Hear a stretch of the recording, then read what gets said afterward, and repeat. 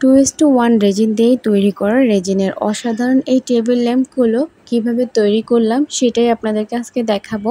তো চলুন দেখে নিন কিভাবে এটা তৈরি করা হয়েছে। প্রথমত আমাদের প্রথম প্রয়োজন হবে আমাদের এই মোল্ডগুলো। রেজিন থাকলেও যদি মোল্ড না থাকে তাহলে কিন্তু কোনোভাবেই আপনারা এই টেবিল ল্যাম্পগুলো তৈরি করতে পারবেন না। তো প্রথমত মোল্ড কালেক্ট করবেন, দেন আপনারা এখানে 2:1 রেজিনটাকে ইউজ করবেন। আর এখানে যে ফুলগুলো ইউজ করা হয়েছে এগুলো সবই রিয়েল ফুল। এই ফুলগুলোকে প্রথমত সিলিকা জেল দিয়ে খুব সুন্দর করে শুকিয়ে নিতে হবে।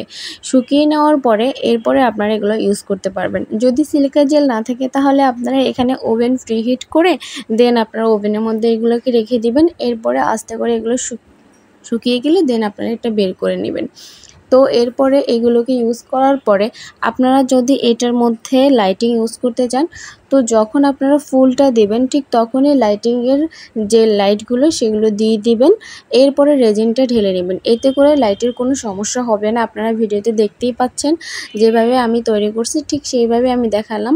তো এইভাবে আপনারা যারা রেজিনের কাজ জানেন তারা তৈরি করে নেবেন। আর যারা না জানেন কিন্তু তাদের টেবিল ল্যাম্প দরকার, তাহলে তারা অবশ্যই কমেন্ট করে জানাবেন।